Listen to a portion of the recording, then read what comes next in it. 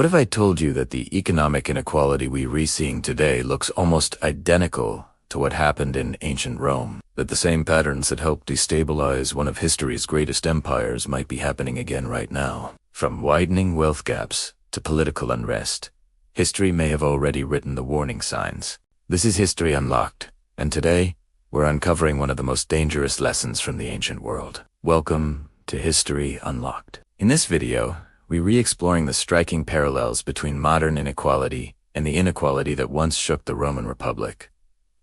How did it begin? What were the consequences?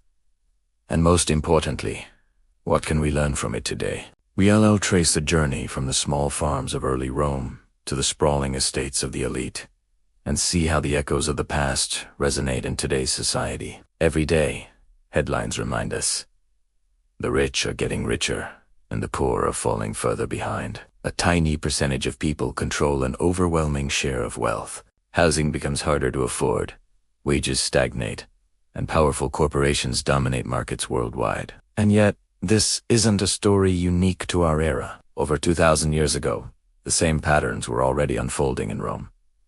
The disparity between rich and poor, the concentration of wealth, and the social strain that followed it all feels remarkably familiar. In the early Roman Republic, most citizens were small farmers. They worked their own plots, providing for themselves and their families. These farmers were the backbone of Roman society, independent, self-reliant, and politically engaged. But as Rome expanded, everything began to change. Victories in Carthage, Greece, and Gaul brought immense wealth, land, and slaves into the hands of a tiny elite. Powerful families and senators began buying up vast amounts of land, creating enormous estates called These estates weren't just large. They were highly efficient, heavily reliant on slave labor, and completely reshaped the economic landscape. Small farmers couldn't compete.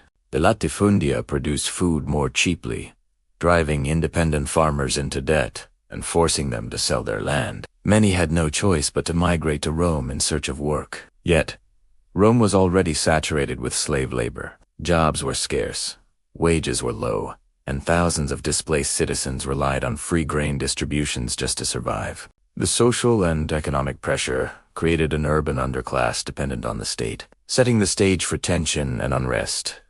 Does this sound familiar? A small elite accumulating vast resources, while independent workers struggle to compete. Large corporations dominate markets, small businesses close, and automation threatens jobs. In Rome, the inequality was based on land and slave labor. Today, it's housing, technology, and multinational corporations.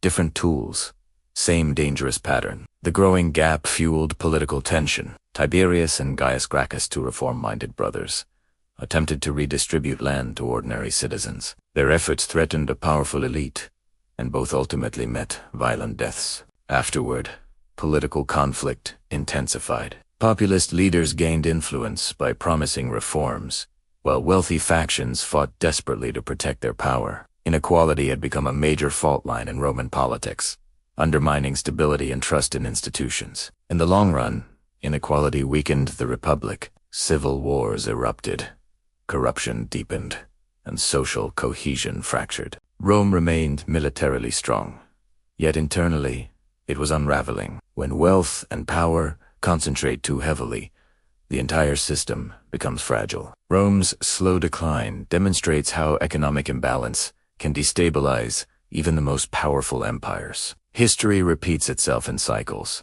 Inequality rises during periods of economic growth. Frustrations build among the lower and middle classes.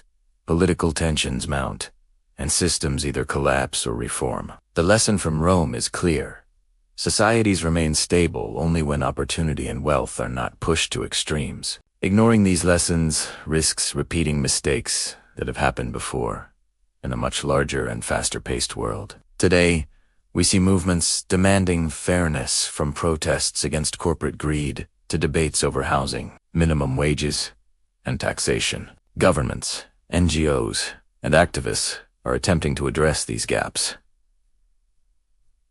But the structural challenges remain immense. Rome teaches us that slow, unchecked inequality can erode society from within. Addressing disparities early ensuring access to resources, and maintaining social mobility are critical for long-term stability. We can draw direct parallels to modern challenges like rising housing costs, automation displacing jobs, and the concentration of wealth among global tech giants. These modern forces, while different in form, echo the same pressures that once destabilized Rome.